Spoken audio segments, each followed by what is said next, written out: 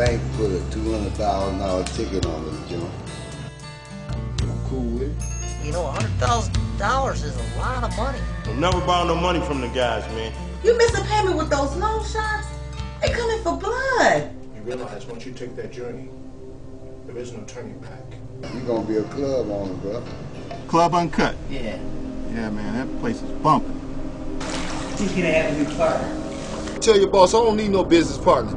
Mr. Show needs to be taught a lesson. We can handle these guys.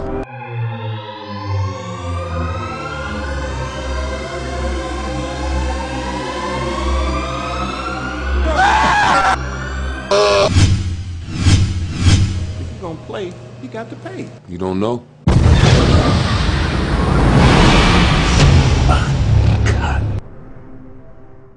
Well, in the making of Uncut, first of all, I knew I didn't have a budget, no budget to work with, so my main goal was making sure that I get this film done without a budget. So what I did was sent out an email blast, and I held an audition at this particular building, and I let all the actors know that this was a no-budget film, but I would be shooting it on a professional level.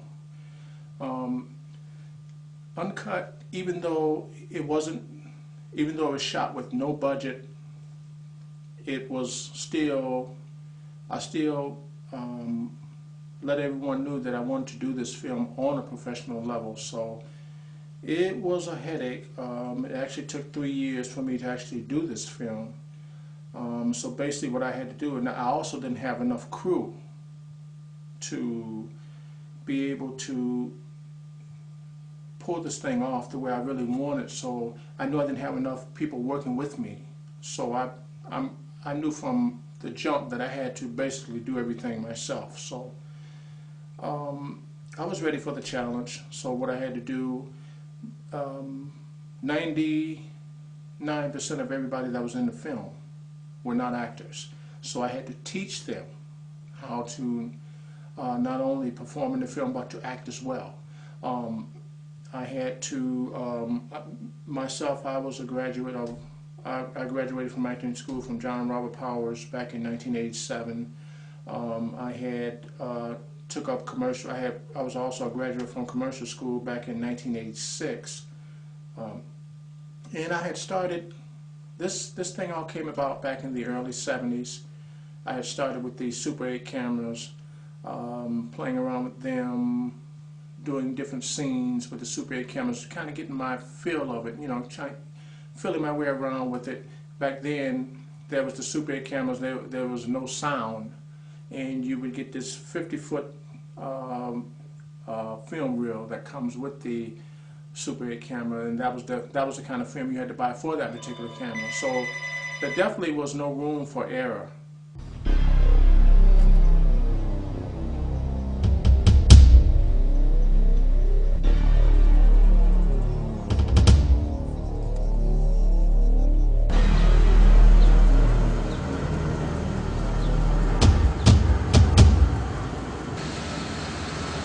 Hey man, ain't this Yeah. And check this out. There go that motherfucker.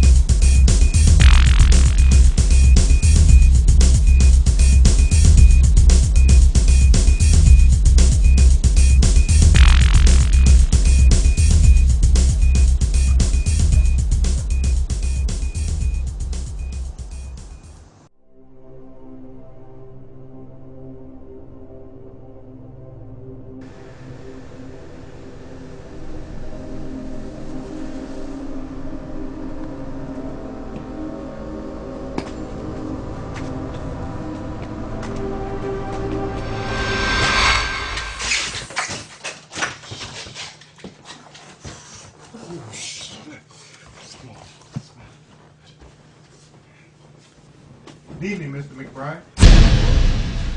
We've been waiting for you. How you get in my house, man? Oh, we have our ways. What? Yeah, I hope you don't mind. I help myself to a snack and a beverage. Man. Oh, man.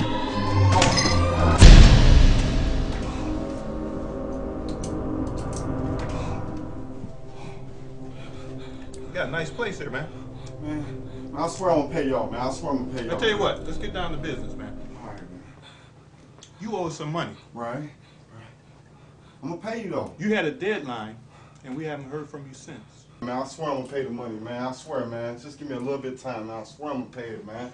Man, I've been going through some things lately, man. I swear, man, I'm gonna pay you though, man. I've been going through some things. Shut up! Shut up! All right, man. I don't want to hear that sorry shit. Right, man. But I'm gonna pay you. You know what the problem I have is? You borrowed the money, and you knew you couldn't pay it back.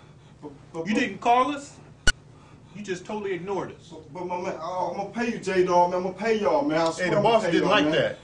Man, I've been going through some problems lately, man. You gotta understand me No, the on boss this one, didn't man. like that.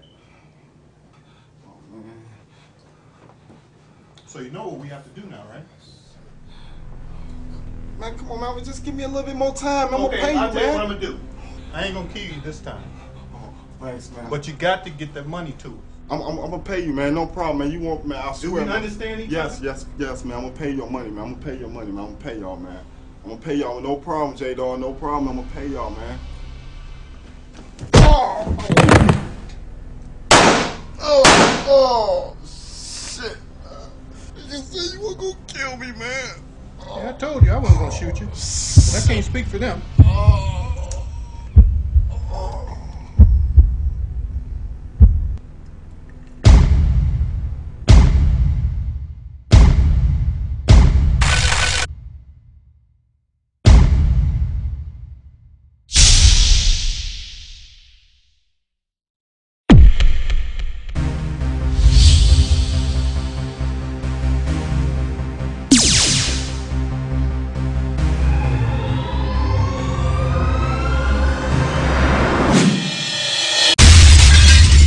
Back in the 70s, I had actually started working with the Super 8 millimeter camera, and that's how I actually got started in film work.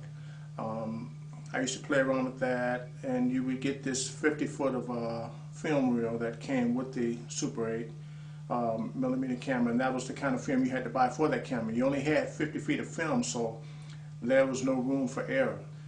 So what we would do was practice over and over and over again until we knew these scenes like the back of our hand, and then we would, once we got ready to start filming, there was no mistake. We didn't make any mistakes because we kept practicing these scenes over and over again, because we knew that with just 50 foot of film we really didn't have any room for error.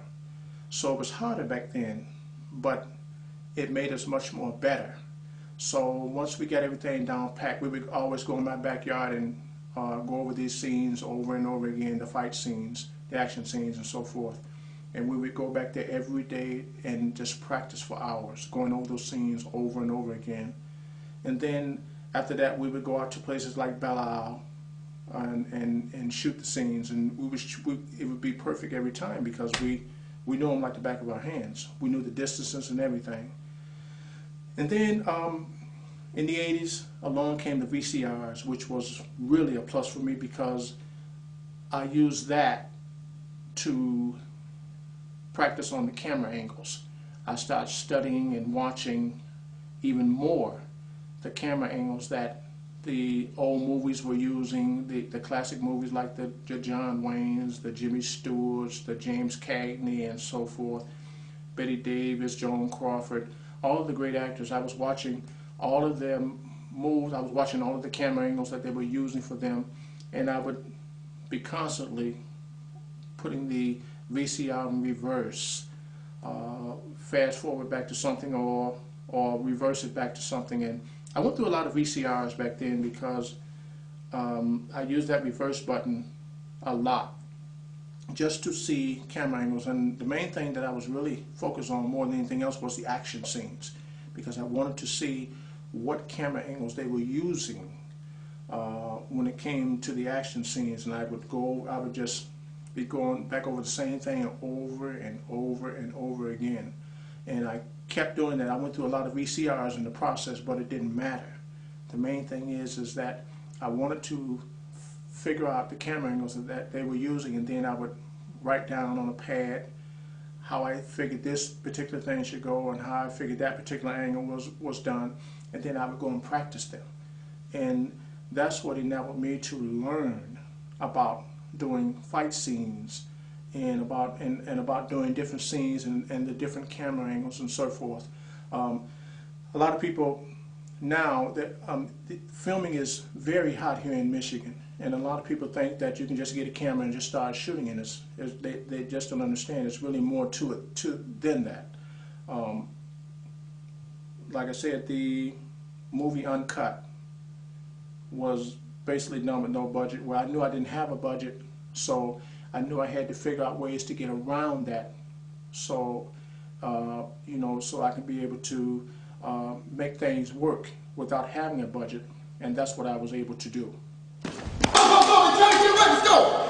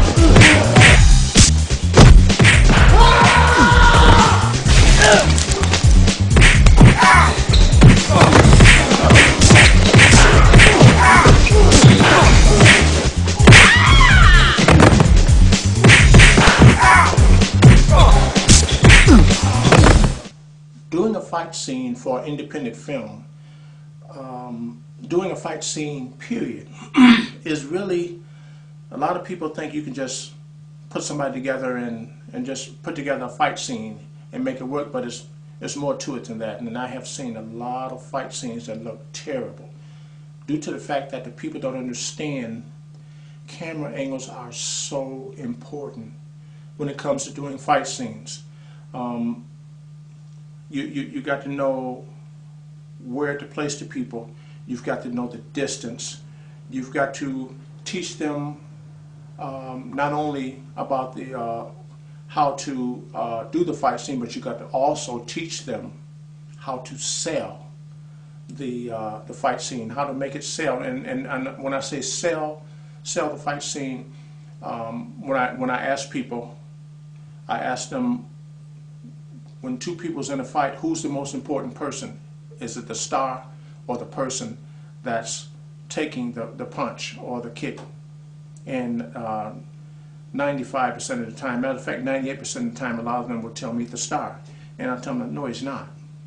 It's the person that's taking the punch. He's the most important person because he's got to sell it. If he doesn't sell it, then the star looks bad. So the person that's taking the punch has got to sell it. He's got to be able to sell it in order to make it work, in order to make it look believable. I see a lot of fight scenes where it just doesn't look believable. And then the facial expressions. The facial expressions are so important. You've got to have those facial expressions to top it off, and that makes it look even more believable. I see people doing scenes, you know, a lot of them, you know, especially in martial art, you see a lot of these martial artists, because they think they're good martial artists, they think that they can, you know, do a fight scene and be awesome in a fight scene, and they look terrible when they do one, because they don't understand that cinematic fighting and real life fighting is two different entities. I mean, they don't have nothing in common.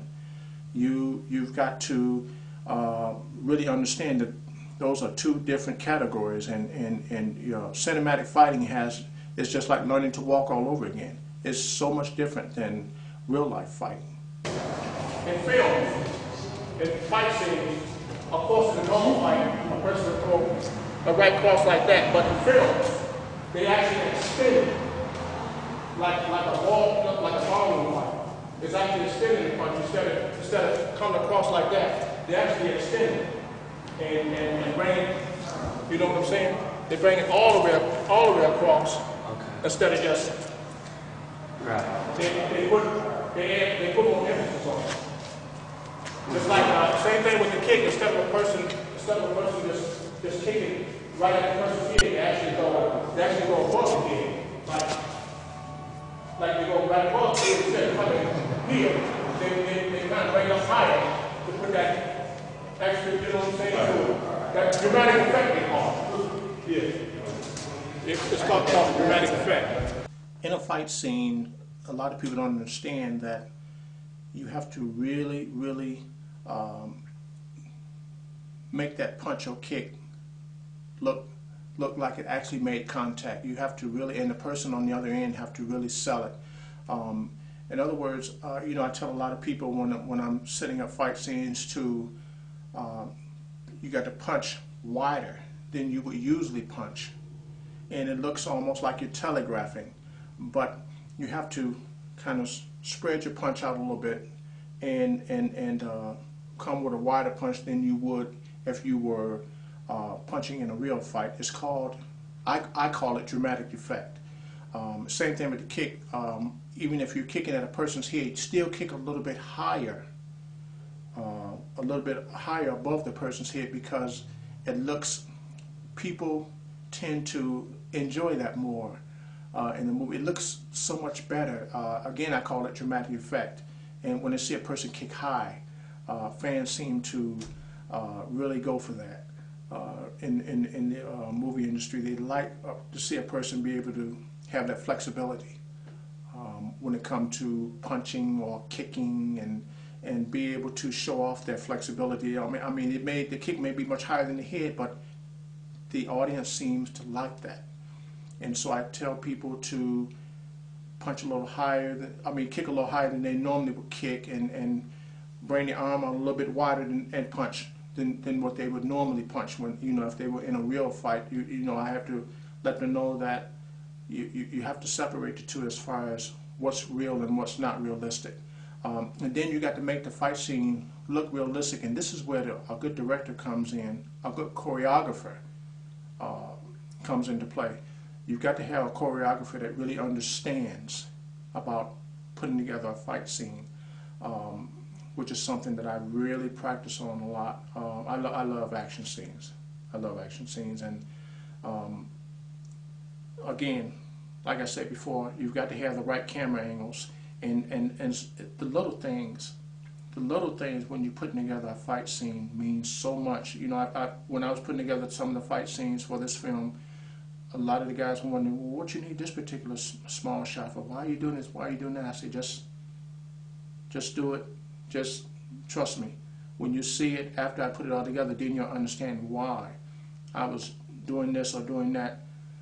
It may not seem like it makes sense when I'm doing it, but after you see the results afterwards, then you'll understand why I actually got that little shot here or got that little shot there, and getting the different close-up shots of the face, of the facial expression, or getting a shot of the foot or the hand, or getting a close-up shot of the hand on the foot, or a close-up shot of a body being hit or something like that. All those are important when it comes to doing fight scene. It comes in, I mean, it just makes the scene look so much better, and the action. I mean, it really adds to the action when you're watching a fight scene. Beat that ass. Come on, man. Let me Beat his ass. Beat that motherfucker. Beat that motherfucker's ass. Get up, bitch. Bitch, be still.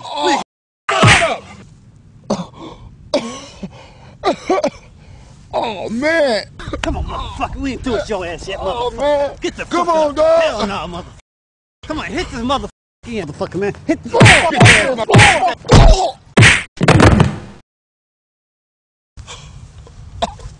Bitch, and more bitch. Bring his ass right here. Oh, Poor ass mother. no. Oh, man, no. Oh, man, look my ass. That motherfucker, she'll pop your ass myself. Bitch, I wanna I tell you fuck to my move. gloves. oh. Fuck that motherfucker. Come on, man. Bitch ass. Who the f is you? I believe you've done enough damage. What the f? You think you Bruce Lee, bitch? Mother.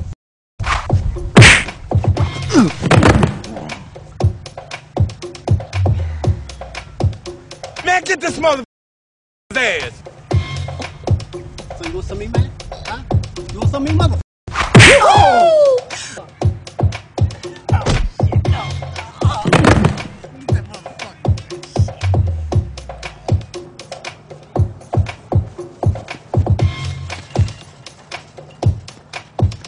When I was putting together, when I was doing Uncut, I had to teach the people how to act because, like I said, 99% of them weren't actors. I think there was only 2 people in there that had ever really acted before.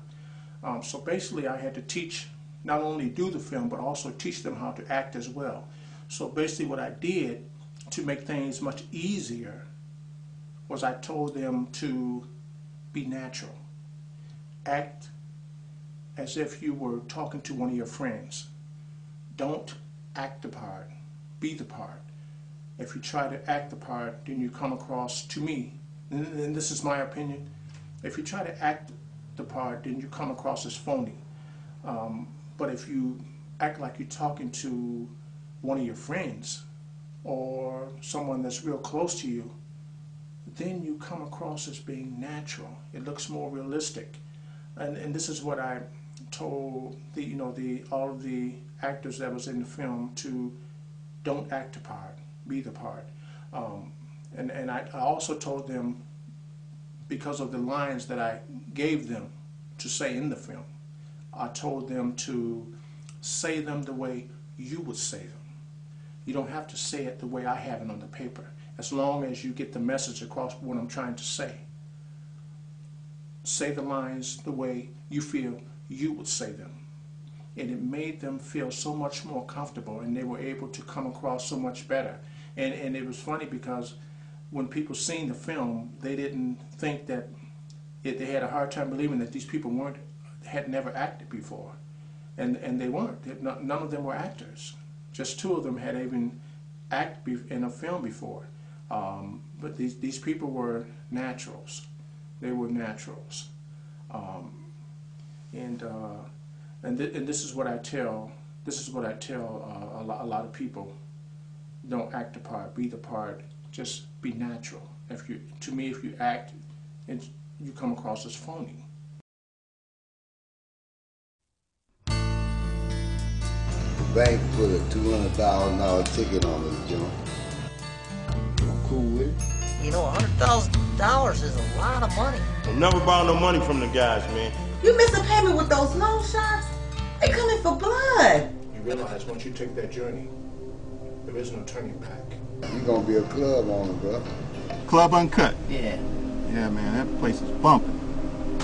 He's gonna have a new partner. Tell your boss I don't need no business partner. Mr. Show needs to be taught a lesson. We can handle these guys.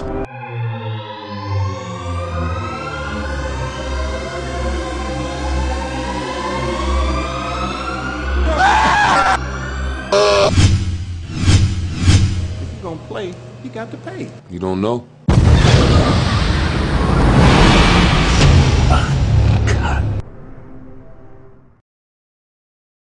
There was so much more that I wanted to do for this movie Uncut.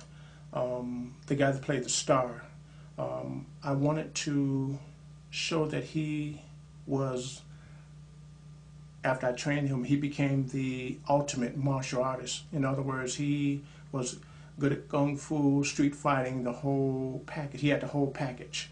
And that's what I wanted to portray with him. But because I was so involved with everything else as far as the directing, the producing, and teaching the people about the acting, and then the guy that played the star, a lot of times he didn't show up like he was supposed to. So, and then I found out that he was involved with training, learning Thai boxing.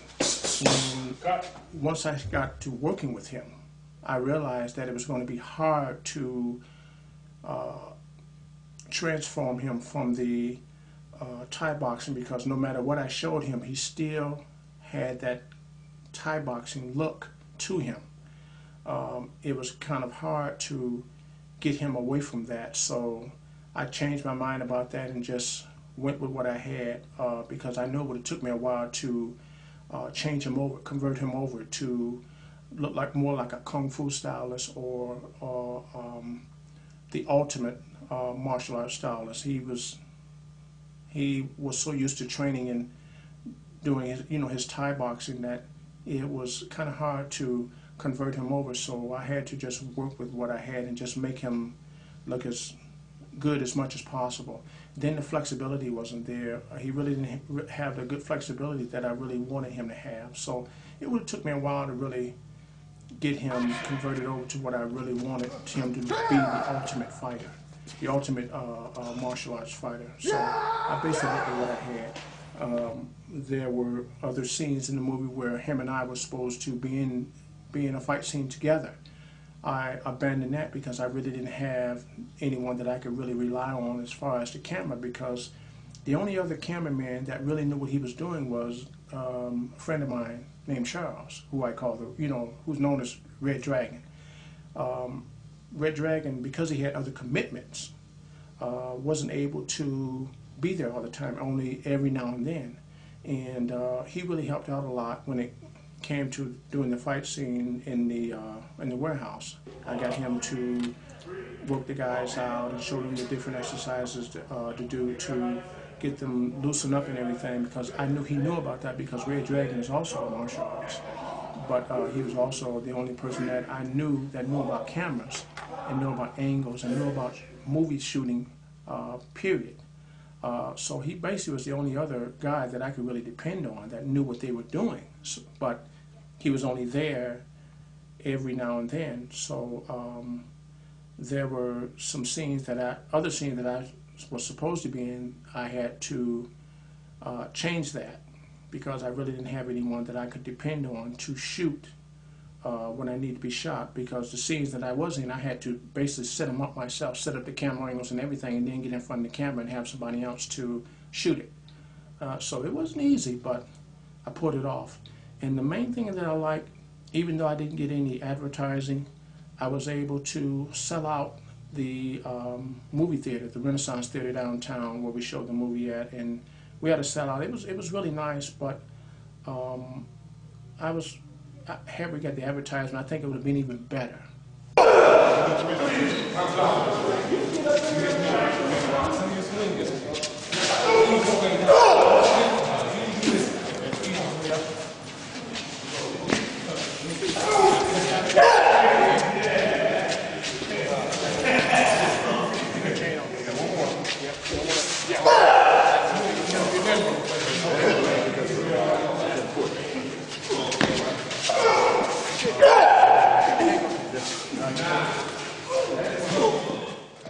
One of the hardest things that I had to go through when I was doing my film Uncut was the fight scene. So what I did, because I knew these people had never did a fight scene before, none of them had ever done a fight scene before. So what I did, I held what I called a stunt camp. And what I did in the stunt camp was I got all the good guys in the bag, all the guys I had playing the bad guys and all the guys I had playing the good guys. I got them all together, and I held the stunt camp, and I taught them what a cinematic fight scene looks like. I taught them what to do as far as taking a punch. I taught them, first thing I taught them was how to turn their head, how the head's supposed to turn, how they supposed to. I taught them how to sell a punch, how to sell a kick, how they're supposed to fold up their body when they get hit in the stomach, how to fall, how to make sure they turn their head and snap their head back when they, when they get punched or something like that. I had to teach them all of that, and then I paired them off in groups, and and had them start going at it with each other and, you know, practicing and going at it with each other so they can kind of get the hang of it. You know, and I kept on going at it and going at it and going at it until they kind of got an idea of what I was trying to tell them. And they kind of got an idea of what movie fighting was all about, much different than what they thought it was. And it was very tiring to them, which I knew it was going to be because they had never done it before. But my main goal was to see to it that no one got hurt, which is why I demanded strict attention when I was teaching them about fighting. I demanded strict attention because I told them it was so important. If you don't pay attention, there's a possibility someone can get seriously hurt, which they could have. And I was so happy because there was a lot of action at the end of the movie where I had a lot of fighting going on at one time, and no one got hurt. And I was very proud of that, and that was my goal, to see to it that no one got hurt. It wasn't easy putting together that fight scene because I had to have a lot of people fighting at one time. And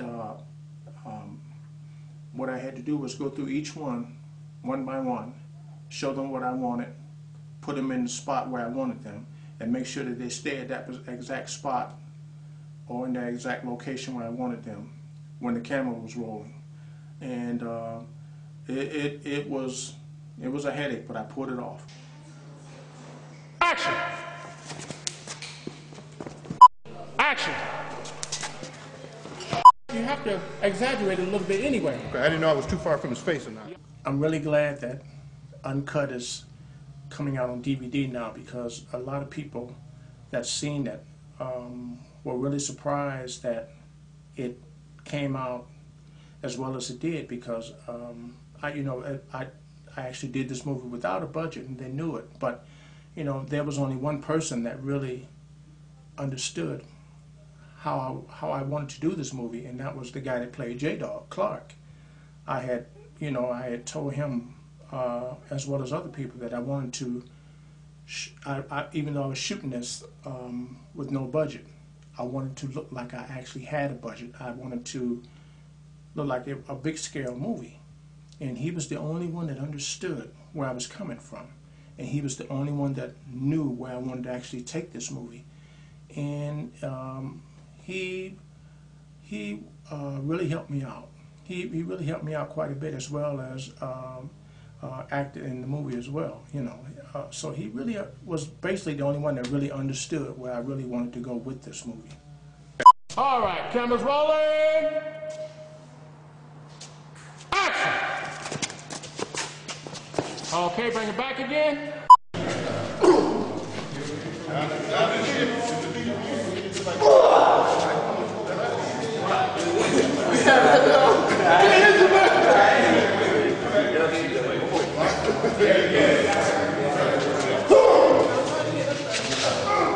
One of the main fight scenes in the film Uncut was this scene between Bone Cracker and Sam.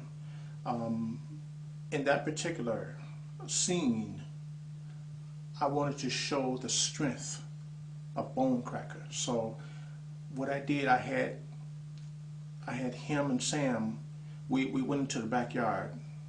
We went into Sam's backyard and practiced the scene because I wanted to make sure that Sam didn't get hurt, because what I wanted him to do was to pick Sam up by the neck, lift him up in the air, and then just throw him. And I was going to have all of these boxes, a lot of boxes sitting there where he can land into these boxes. One little mistake and Sam could have got hurt. So it was my job to see to it that this particular scene works to perfection. So we did a lot of practice in Sam's backyard. I had to teach him what to do once Bone Cracker picked him up. I had to teach him what to do in order to keep from getting himself hurt when the big guy had him around the neck, you know, because he could have easily got hurt that way. So it's a certain way that you had to do that to make that work, not only and make it easy on him and as well as Bone Cracker. So I knew what to do to make that particular scene work to perfection. So we did a lot of practicing in Sam's backyard until they got the hang of it, And I say, good, we're ready to do it. So the next week, we went in there and shot that scene. That was the first scene we started shooting, and you know, we set all the boxes up, and I told them, I said, all right, guys, we got to make this work on the first try because I don't have no extra boxes to put up here, so we got to make this work. So I got the different shots of him picking Sam up,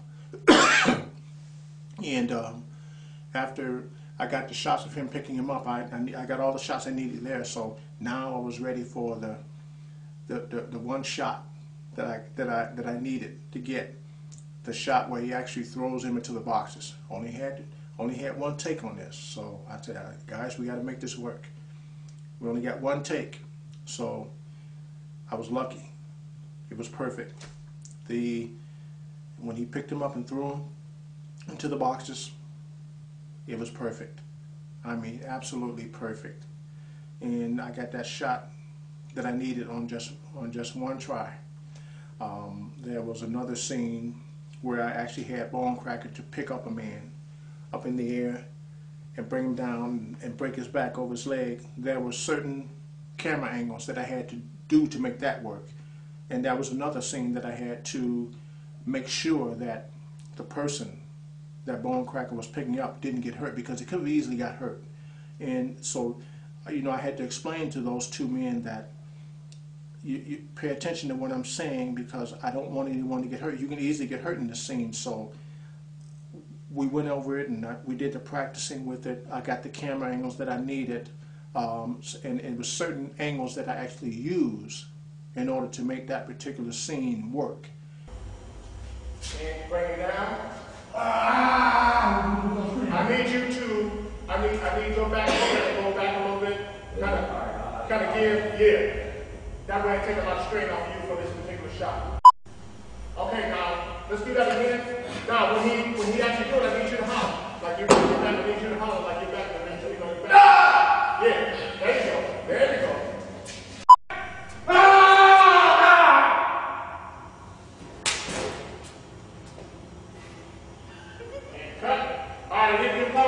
Oh, God. You got one more to do. Just like I need that to get a long shot. And like I say, people that don't understand anything about doing fight scenes can seriously get hurt if you don't know anything about them. So it definitely pays to have a choreographer that knows what he's doing when it comes to doing fight scenes for movies, because someone can seriously get hurt when it comes to that. But I got the scenes that I wanted, I got the angles that I wanted to make that particular scene work, and I shot each angle one by one, and afterwards, once I put it together, you know, and they was wondering, well, why do you need this particular shot or that particular shot to make that work? And once they seen that all put together, then they understood, oh, okay, now I understand why he did that, and then they didn't even see what I had done, all the little things that I did for that scene. It was hard to tell once the scene was put together. Once they seen the scene after it was put together, it's hard to even tell that I did all those little things that I had to do in order to make that scene work.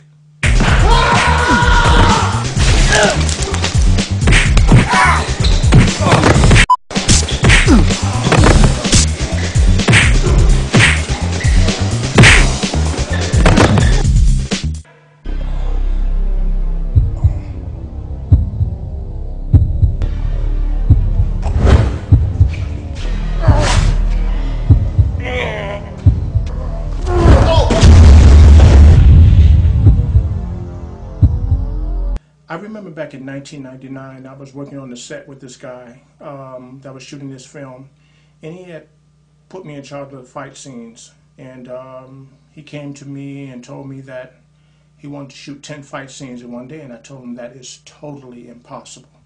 There is no way you're going to be able to shoot 10 fight scenes in one day. If you get one done in one day, consider yourself lucky, because there's a lot involved with fight scenes.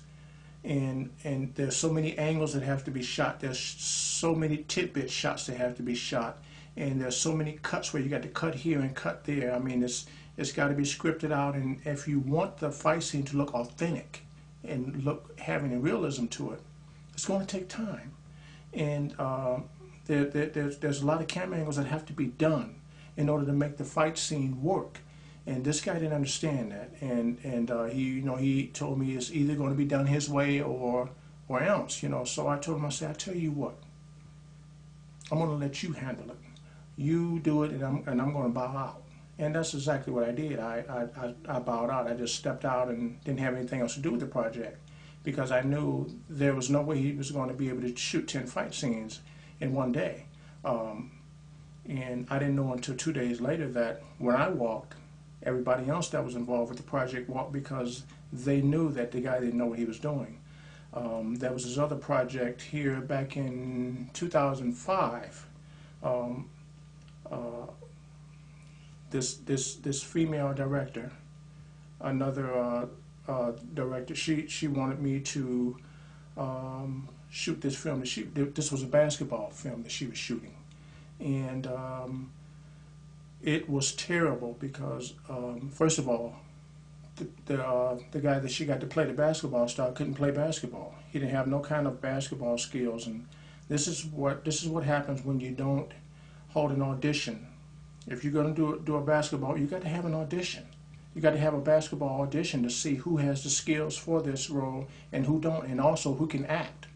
And she didn't do none of this, and also I seen that she didn't know what she was doing in that aspect. Also, there was this scene that was shot down in this lady's basement, and there was a fight scene that was supposed to be done down in the lady's basement. Well, this would let me know that this director, she didn't know anything about what she was doing. She actually told the guys, the two guys that were supposed to be in this fight scene, she actually told them the one guy to hit the other guy in the jaw with your fist. Just try not to hit him too hard. And when I heard that, I said, oh no. Because there were certain things I was trying to tell her and she didn't want to hear it. And when I heard her tell him to just hit the guy in the jaw with your fist and just try not to hit him too hard, I said, oh no, I got to step in now. I don't care if she gets mad or not, because if I don't, somebody's going to get seriously hurt. Any director with any kind of common sense would know not to tell a person to hit the person in the jaw with your bare fist and try not to hit him too hard. I mean, come on. This is where camera angles come in at. And you have to have somebody that knows something about fight scenes and setting up fight scenes. A good choreographer, that when it comes to that, comes in handy with that. And she didn't know nothing about that. And I knew she didn't know nothing about doing fight scenes when she told the man to hit the guy for real and try not to hit him hard. What would have wound up happening is he probably would have broke this guy's jaw, and this guy would have probably wound up going to the hospital. Well, I stepped in and set the fight scene up, and after I set up everything and did the camera angles, the fight scene came out okay. But after that day, I was done with her, because I knew that she definitely didn't know what she was doing. And I found out later on that this lady had just graduated from public access class and then declared herself a director. So like I say, a lot of people claim to be directors. A lot of them think that you can just get a camera and just start shooting. I got a camera. I'm a producer. I'm a director. It isn't like that. There's so much more involved, and people have to understand. You just can't get a camera and just start shooting and declare yourself a director or a producer. You can't just say, I'm going to shoot a movie. You got to know what you're doing. And you can't just learn this by just picking up a camera and mash and record. There's a lot of practice involved, and it takes time to learn all of this stuff. The bank put a $200,000 ticket on this joint. I'm cool with it. $100,000 is a lot of money. Don't never borrow no money from the guys, man. You miss a payment with those loan shots? They coming for blood. You realize once you take that journey, there is no turning back. You gonna be a club owner, bro. Club Uncut. Yeah. Yeah, man, that place is bumping. He's gonna have a new partner. Tell your boss I don't need no business partner. Mr. Show needs to be taught a lesson. We can handle these guys.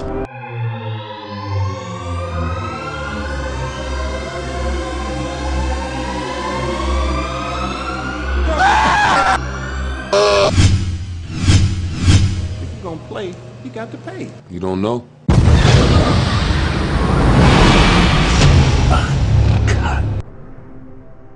Because I didn't have the money to hire special effect artists for the film, then I had to do it myself. So what I did was ordered special effects software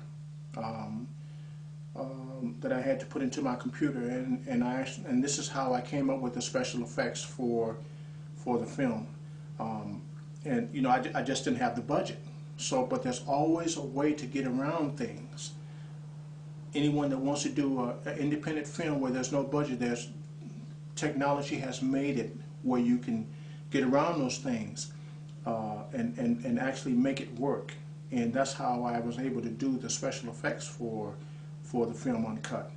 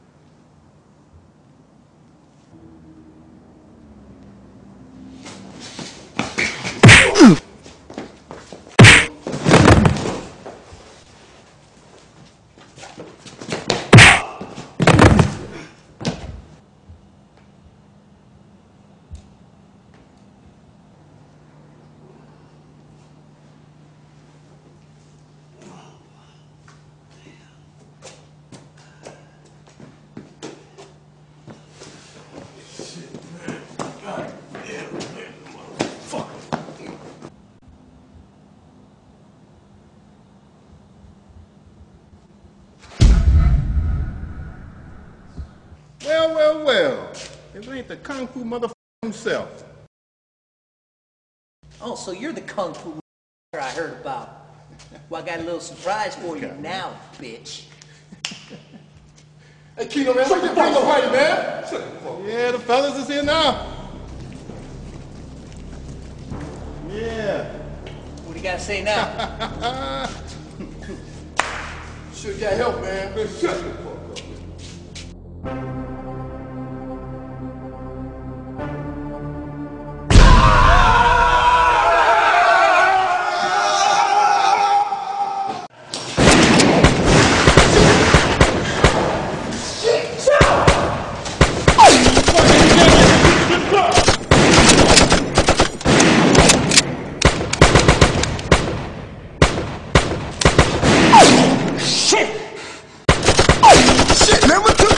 fuck up. Yeah, nice to fucking see you too! And grab that fucking Glock!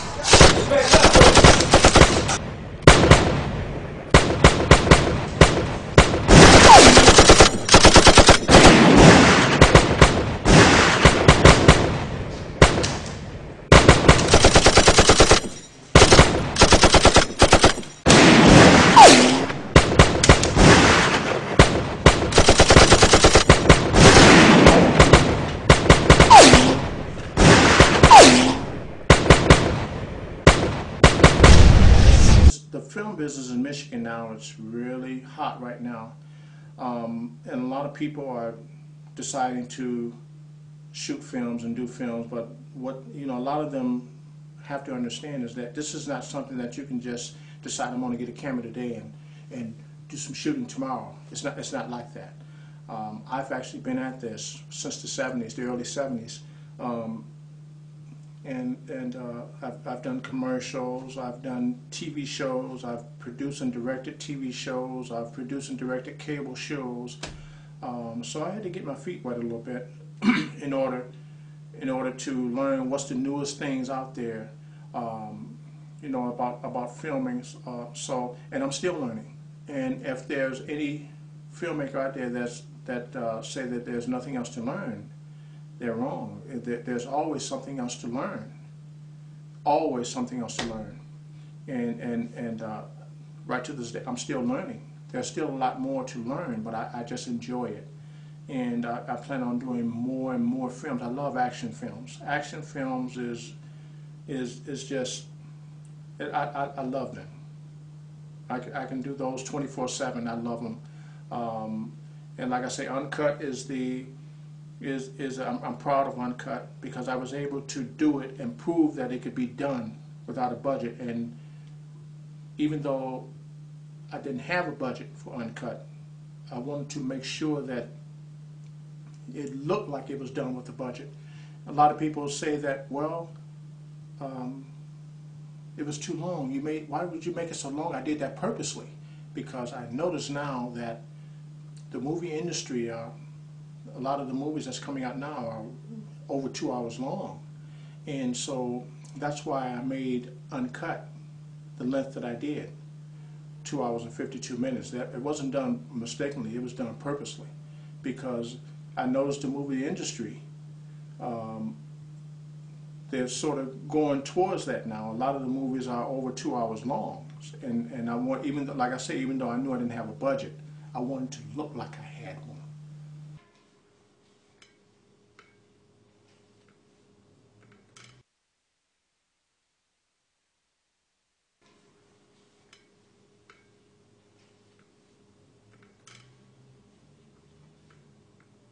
Gene! Gene! Hey man, you finally decided to join us, huh man? Man, shut the fuck up, man! I hear that bullshit. Crying like a little bitch. Take a look down. Take a look down. Celebration time, baby. I gift wrap your present all by myself. Hey, I told you about bringing them punk ass bitches around. Now we can't even catch up with your voice. No, baby. No, baby. I'm the left-hand man to the man. You know what that means, right? Boom! Let's get up out of here, y'all.